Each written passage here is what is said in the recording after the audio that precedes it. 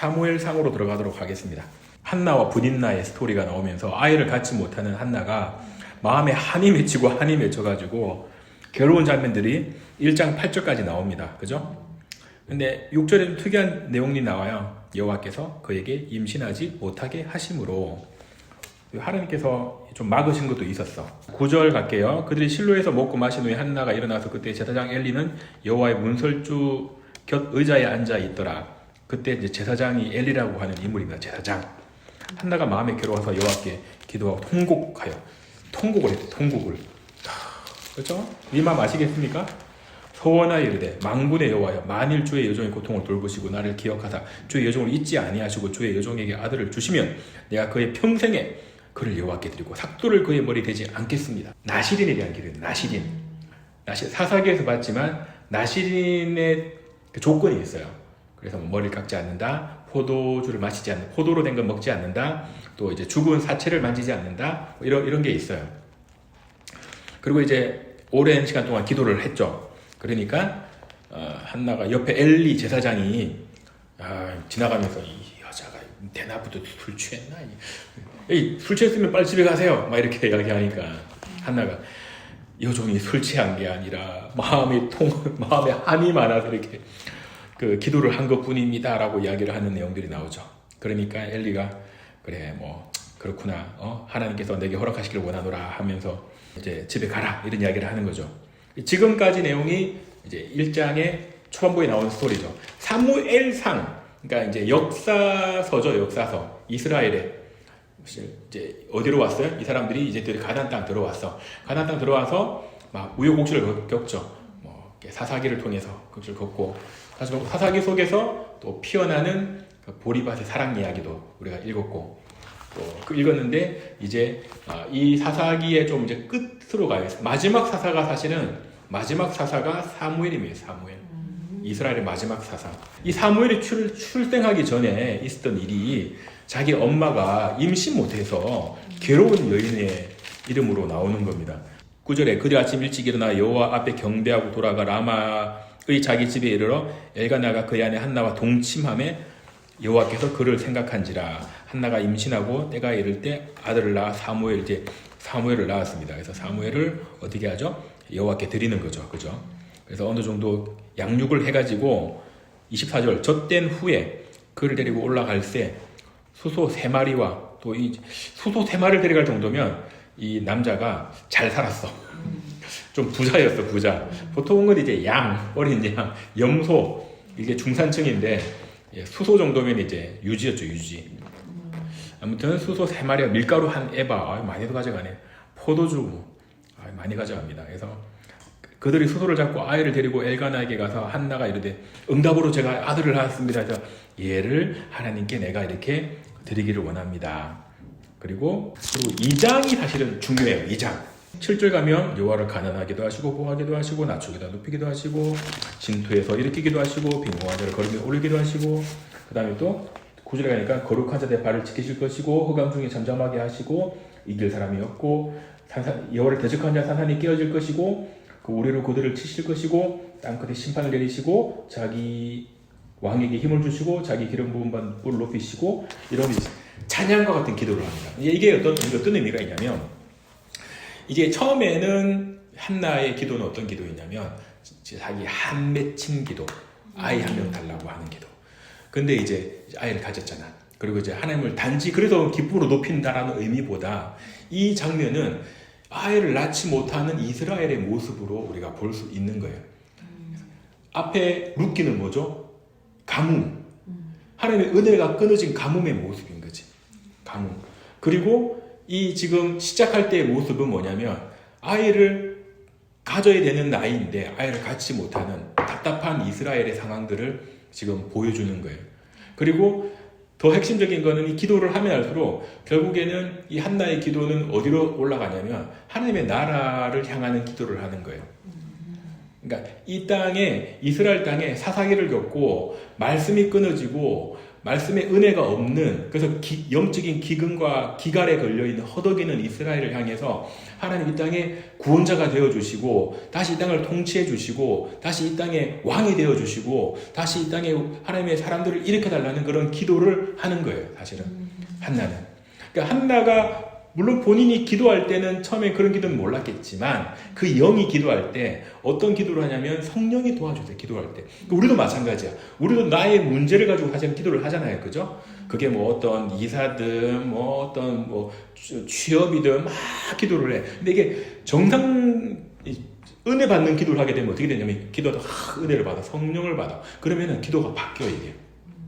기도가 바뀐다고. 처음에는 단지 뭐 그 문제 해결 이걸 두고 막 아버지 기도하다가 하나님의 영광을 보고 기도하면서 하나님의 뜻을 깨닫게 되고 막 며칠 또 기도할 수 있겠죠? 또 몇 주 기도할 수 있겠죠? 그 기도들이 바뀌는 거야.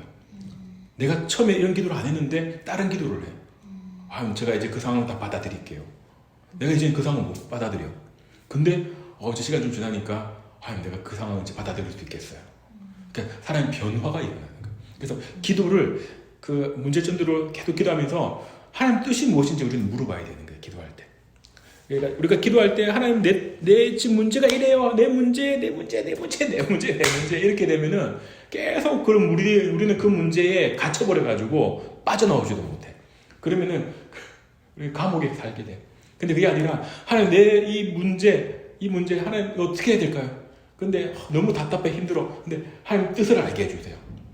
뜻을 보여주세요. 하나님의 뜻을 비추어 주세요. 기도를 해야 돼요. 그러면은 그 어느 때가 되면 하나님께서 성령 우리한테 빛을 다 비춰주시면 그게 내가 안 보이던 게 확 보이기 시작하는 거예요. 이 사람이 그래요. 어떤 해결 문제가 키가 바로 옆에 있는데도 몰라. 사람이란 존재가. 눈이 가려졌으면 안 보여. 근데 기도하다 보면 하나님께서 그게 아닌 걸 알게 해주지. 그리고 그 해답은 다른 데 있는 걸 알게 해주지. 그래서 우린 기도할 때 성령의 도우심을 구하고 기도해야 돼요.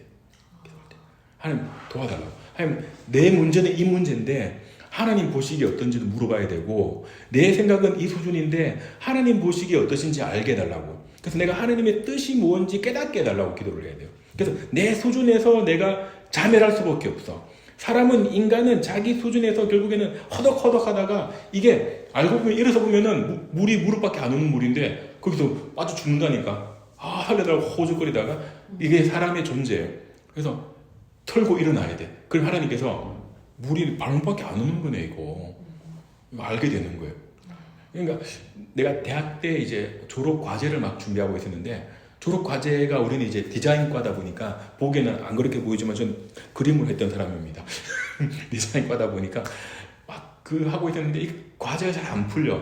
일반 애들은 논문을 쓰거나 이렇게 하잖아 이렇게. 근데 우리는 그 어떤 디자인 작품을 우리는 만들어내야 되는 거거든. 근데 이게 안 풀려. 그래서 막 처음에 그 문제를 두고 막 기도하고 있었는데 그게 이 안 풀리는 이유가 다른 데 있는 걸 내가 이제 기도하다가 깨닫게 됐어. 어느 날 새벽 기도하다가 훅 깨닫게 됐어. 깨닫게 되니까 내 마음에 그 무거웠던 짐들이 확 사라지는 거야. 그거였구나. 유레카. 그 말씀이었네.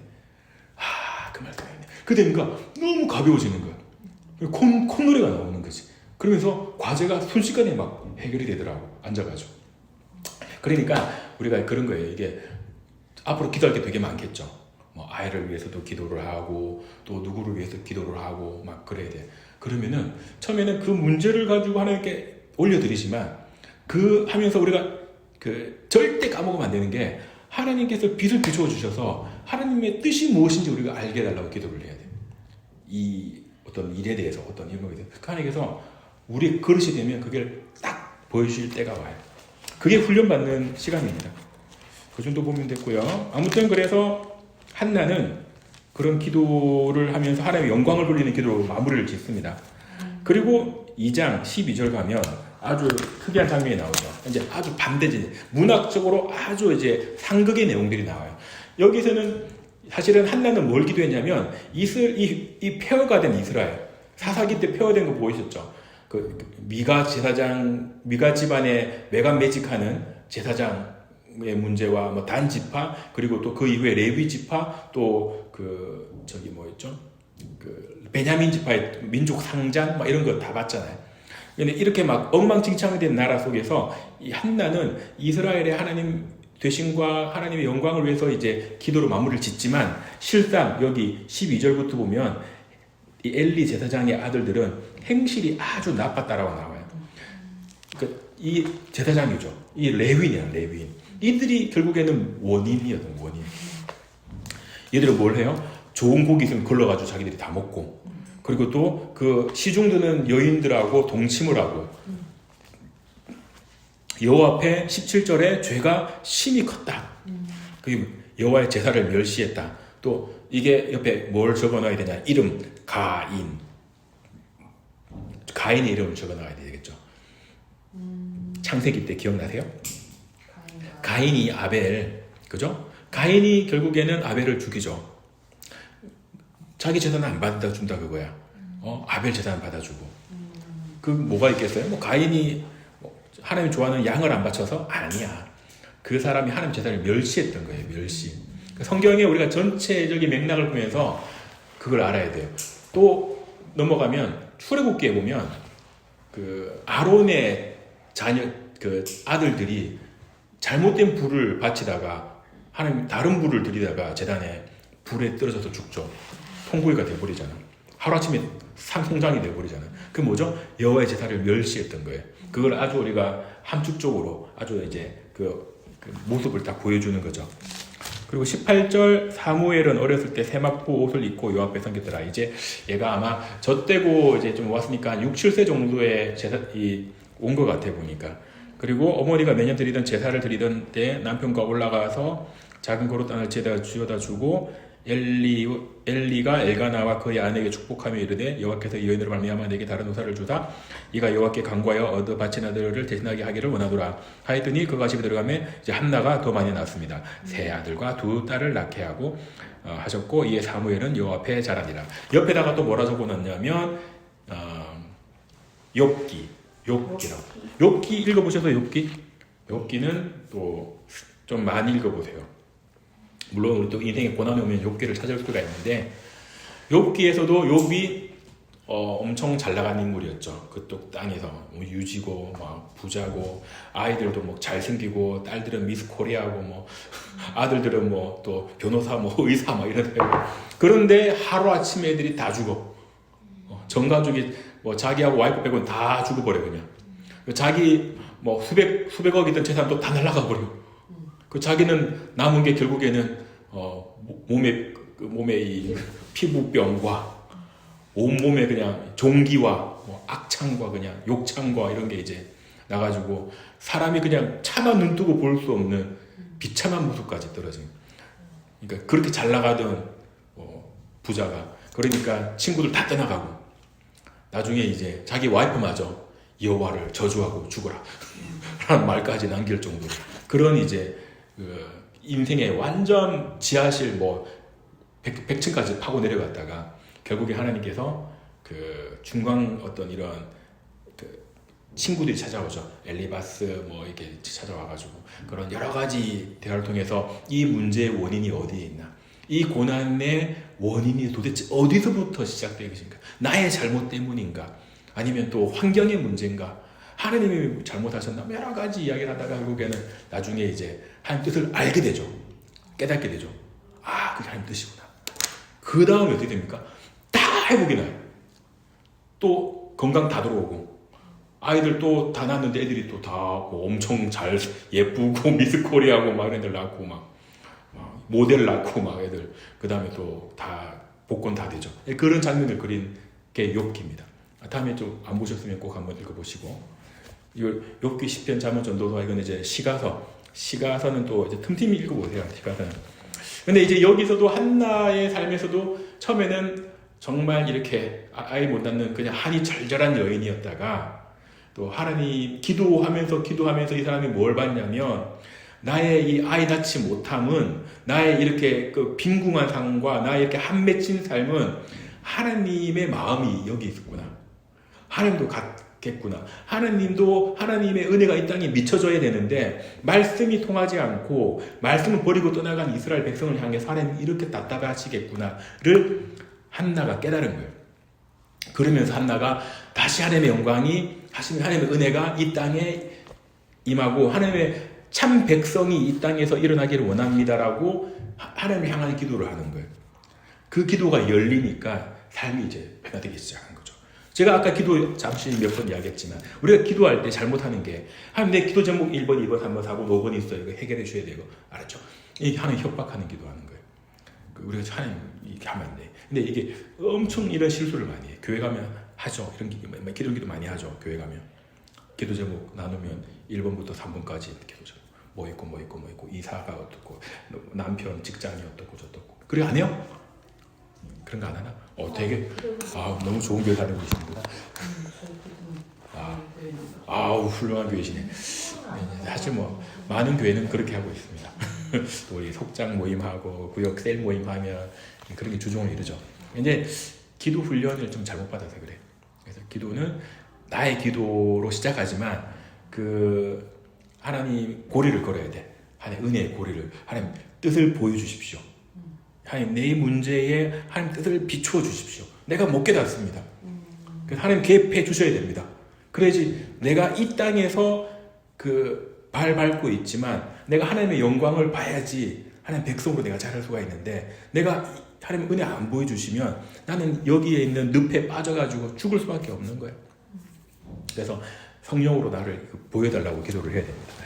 그래서 사무엘은 이제 이 대비적으로 엘리 제사장의 자녀들은 이렇게 망나니 같은 짓을 하는데 사무엘은 이제 뒤로 가면 갈수록 아주 멋진 모습을 보여주죠. 지금 22절 가니까 엘리가 매우 늙었더니 아들들은 이스라엘에 행한 모든 일이 참 악하고 또 소종된 여인들하고 동침하고 이렇게 하니까 23절에 뭐래요? 아들들아 너희들이 어찌된 일이냐? 이 악을 행하면 어떻게 되냐? 이렇게 이야기를 하잖아요. 그리고 그렇게 하지 마라 뭐 이야기를 해요. 근데 이렇게 하면 안 되고 두드려 패야지 그냥. 몽둥이로 두드려 패야죠. 아니면 쫓아내야지. 근데 이제 이 엘리 제사장도 그렇게 못하는 거야 보니까. 그리고 25절 가니까 말로만 이렇게 타이르는 거예요. 말로만. 그럼 말 듣겠어요? 다 큰 애들이? 말 안 듣죠. 근데 하나님께서 어떻게 하셨어? 하나님께서 그들을 죽이기로 뜻하셨대. 하나님께서 제일 무서운 거예요. 하나님께서 죽이기로 뜻하셨대. 아이 사무엘이 점점 자라며 여호와와 사람들에게 은총을 더욱 받았더라. 이제 대비되는 모습인 거죠. 27절 가니까 하나님의 사람이 엘리에게 와서 그에게 이르되 여호와의 말씀에 너 조상 집 애굽에 하나님께서 너희를 애굽 땅에서 이렇게 끄집어내시고 건져내시고 또 내가 모든 지파 중에서 택해서 제사장 삼아가지고 너에게 이런 직분을 너에게 맡겼는데 너희는 어찌하여 내 처소에 명령한 재물과 예물을 밟고 너 아들들을 나보다 더 중히 여기고 이스라엘들이 하나님 하지 못하느냐? 그러므로 이스라엘 하나님 여호와가 말하노라. 내가 전에 내 집과 조상의 집에 내 앞에 영원히 행하리라 하였으나 나 이제 여호와가 말하노라. 결단코 그렇게 하지 않고 하나님께 어떻게 나를 존중히 여기는 자를 내가 존중히 여기고 나를 멸시한 자를 내가 멸시하리라 라고 하죠. 그리고 이런 그 저주의 예언을 내붙죠.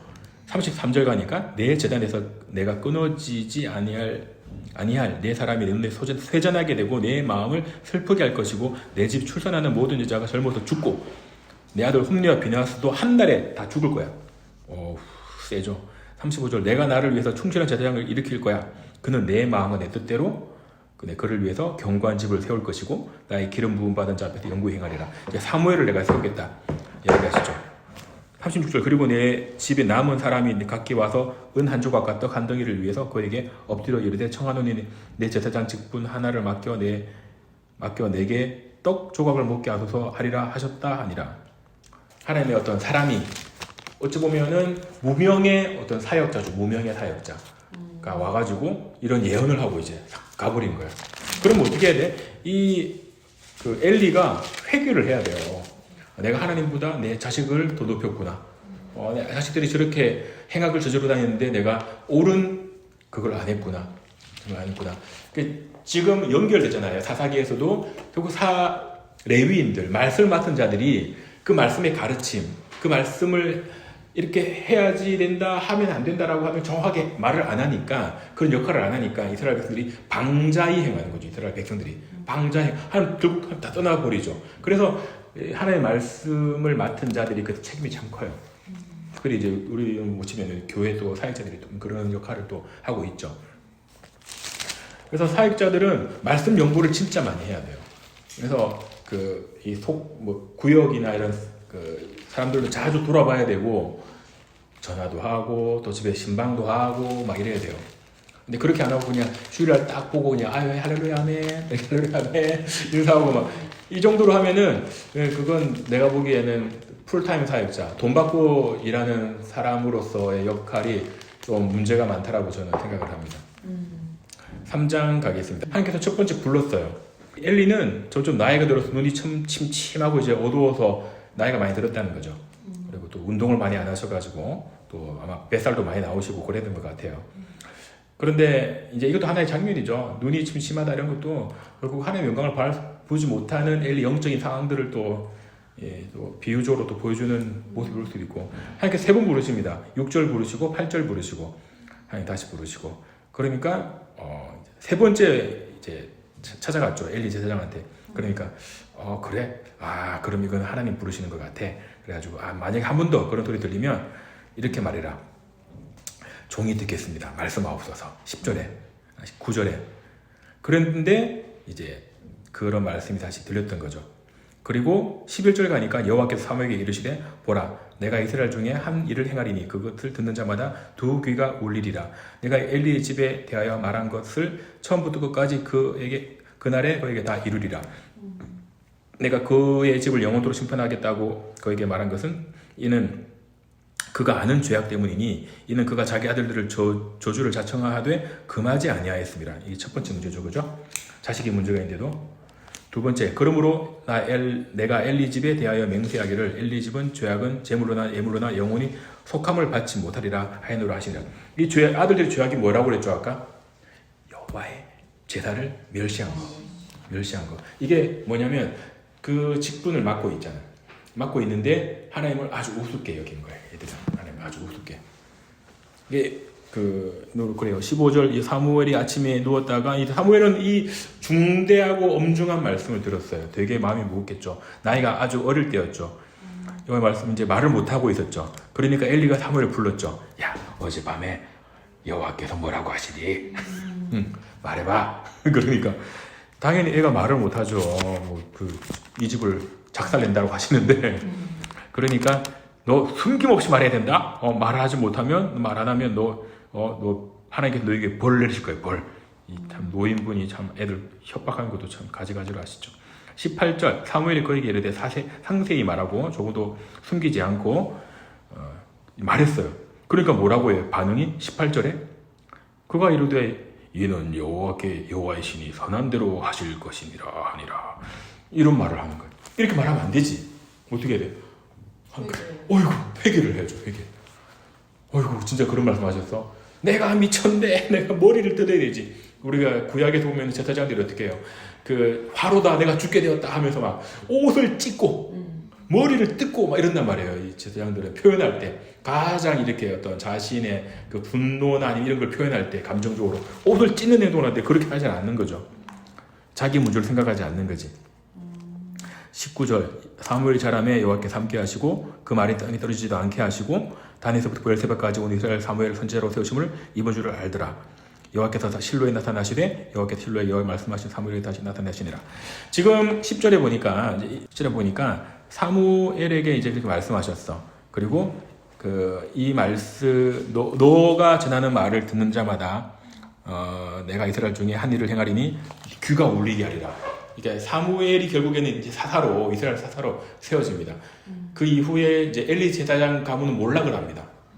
이제 이제 블레셋 전투에 나가가지고 이 아들들 홈리와 비나스는 그 전쟁에서 죽고, 그리고 이제 낳은 자식들도 다 죽고, 그리고 이 엘리 제사장도 나중에 그 사망 소식을 듣고 몸이 비둔해가지고 해가지고 이제 의자에서 굴러떨어져서 죽어요.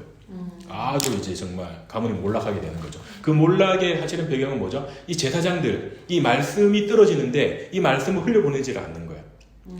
말씀이 들어주면 자기 안에 회개하고 이 말씀의 뜻이 뭔지 깨달아가지고 그 말씀을 전해야지. 자신이 전하고. 만약에 말을 안 들어. 그럼 어떻게 해야 돼? 방출을 하든지 아니면 이거를 뭐 곤장을 때리든지 뭔가를 해야 되죠. 근데 하나님의 말씀을 전혀 반응하지 않는 이제 그런 모습들을 보여주는 거죠. 그러니까 우리도 이 세대에 왜 우리가 하나님의 말씀을 못 듣느냐? 하나님의 말씀을 안 읽어 일단. 안 읽고 묵상을 안 해. 하나님 나에게 말씀을 주십시오 라고 기도를 안 해. 우리 기도하는 건 계속 일방적인 기도만 해. 하나님 나 이거 필요해요. 이거 주세요. 저거 주세요. 그런 기도만 해. 그런 건 기도는 다 올라가려 하다가 발에 다 떨어지는 기도입니다. 하나님 제가 듣겠습니다. 하나님 저에게 말씀해 주십시오. 그럼 하나님께서 그렇게 말씀하실 거예요. 성경을 봐라. 예, 성경 보겠습니다. 성경 보다가 잘 모르겠어. 그럼 기도하는 거예요. 하나님 이 말씀이 뭐죠? 더 읽어봐. 더 읽어보다 보면 이제 알 것 같아요. 더 읽어봐. 더 읽고 그러다가 밤에 꿈을 꾸는데 이제 말씀만 읽다 보니까 말씀이 막 머릿속에 막 이렇게 메아리 쳐요. 이게 은혜야, 은혜. 하나님이 그때부터 말씀하시기 시작하는 거예요. 그 말씀이 귀를 울린다라고 하는 표현이 되게 사실은 멋진 표현이라고 생각이 드는데 미국에 부흥을 주도했던 100년 전에 엄청난 부흥이 일어났어요. 근데 그 부흥이 쟁쟁한 목회자들이나 신학교를 나온 분들이 아니라 구두 닦기 하는 그 젊은 청년들부터 부흥이 일어나요. D.L. 무디, 미국 최고의 전도자 D.L. 무디. 제가 이제 종종 올려드릴게요. 이게 부흥의 어떤 그런 진짜 부흥, 참 부흥을 저는 찾고 있습니다. 그러니까 D.L. 무디가 아주 어릴 때부터 옛날에는 100년 전에 미국도 그렇지만 대공황기 또 아니면 그 이전에 대부분 유럽도 그렇지만 영국도 그랬고 애들이 8살, 9살 때부터 이랬어요. 공장 가서 일했어요. 7살, 8살 아들이 막 구두 닦기 하고 신문 팔고 다 그랬단 말이에요. 지금 애들 초등학교 들어갈 때 초등학생이 어딨어? 다 이래야지 그냥. 그때 이제 D.L. 무디는 구두를 닦는 애였어요. 얘가 복음을 듣게 돼요. 그리고 이제 자라게 되죠. 그래서 계속 구두 닦기를 하면서 이분이 이제 복음을 전하게 됩니다. 나중에 이분이 복음을 전하니까 수천 명이 들어와, 수천 명. 그 배우지 못한 사람이 복음을 전하는데 수천 명이 들어와. 그러니까 하나님의 성령이 함께 하시니까 말씀을 전하니까 그 시대 때 정말 수만 명, 수십만 명이 들어와요. 그 D.L. 무디 때문에. 그러니까 D.L. 무디는 엄청난 복음 전도자예요. 그리고 D.L. 무디 한 100년 전, 200년 전에는 영국에서 웨일즈에서 부흥운동이 있었을 때 그때에는 조지 휘필드나 아니면 이제 존 웨슬리 감리교 창시자 존 웨슬리 감리교를 창시한 사람이에요. 요한 웨슬리는 죽을 때까지 복음 전했던 사역자예요. 근데 이분들이 19살, 18살 그렇게 이제 캠브리지 대학 1학년생 때부터 그 기독교 신학 서클 안에서 이 젊을 때 이제 기도를 하면서 영국이 이제 그 복음이 다 식어진 단계였거든. 그때 이제 이 청년들이 홀리 클럽이라고 하는 자기들 이제 그 서클 동아리 기독교 기도 동아리 또 말씀 동아리를 만들어 가지고 기도하고 말씀 보고 막 전도하고 다니면서 여기 한 30-40명이 영국을 나중에 다 뒤집어엎게 됩니다. 영국. 그게 이제 요한 웨슬리 가문이고 그 또 조지 휘필드라고 하는 그 사람도 영국과 미국을 왔다 갔다 하면서 복음을 막 전하고 그 사람들이 막 말씀을 전할 때 막 그때 막 노동자들 막 수백 명이 와가지고 그 말씀 들으면서 사람들이 막 회개하고 사람들이 말씀을 듣고 성령이 임하니까 사람들이 막 울고 불고 막 이렇게 막 그 들판 근데서 막 사람들이 막 숨어서 막 너무 자기 죄가 너무 크게 보이니까 다 울고 난리가 나. 그게 이제 그런 부흥의 현장들이었어요. 또 찰스 피닌가 하여튼 그런 분들도 그 복음 전할 때 보면은 복음을 또 이렇게 막 세게 전한 것도 아니야. 그냥 본문을 읽어가요 이렇게. 근데 옛날에는 등불이 없잖아. 촛불 하나 들고 성경을 읽어주는 거야. 40-50명 이렇게 있는. 그럼 사람들이 막 다 회개하고 난리가 나고 그랬어요. 그러니까 이 복음은 부흥은 결국에는 이 말씀을 통해서 결국 일어납니다. 귀가 울리게 해주셔야 돼 하나님께서. 근데 하나님께서 어떤 시대 때는 그걸 딱 막아놓으면 그게 잘 안 돼. 근데 또 준비가 돼야 돼. 준비가. 이게 우리도 인생의 준비가 돼야 돼. 지금 연단이 돼야 돼. 단련이 돼야 돼. 그러니까 그건 뭘로 할 수 있는 기도와 말씀으로 연단이 돼야 돼. 그래서 우리 삶을 살아가면서 하는 일 열심히 하시고 또 아이도 잘 기르고 기도하면서 애 키우고 기도하면서 일하고 그러면서도 우리 마음이 어디에 있었냐면 우리 마음이 그 룻처럼 또 여기 나오는 우리 저기 사무엘의 엄마 한나처럼 하나님이 나라의 마음을 고정하고 있어요. 목적지를 딱 들고 하나님 비추어 주셔서 내 인생에 내 삶에 내가 어디를 바라보고 살아가야 될지 내가 왜냐면 사람이 날마다 까먹어요. 오늘도 이거 좋은 말씀 우리가 나누잖아요. 밤 되고 아침에 눈 딱 깨. 그럼 바빠. 애가 울고 불고 막 회사 늦었어. 싹 까먹어. 그래서 우리는 날마다 말씀에 깨어 있어야 됩니다. 아무튼 오늘 3장까지만 보고요. 이 제일 핵심은 한나의 기도를 생각하시고 또 엘리 제사장의 회개하지 못함. 이 제일 큰 또 잘못이죠. 이런 자기 가족의 문제를 그래서 한 가족에 한 사람만 껴 있으면 됩니다.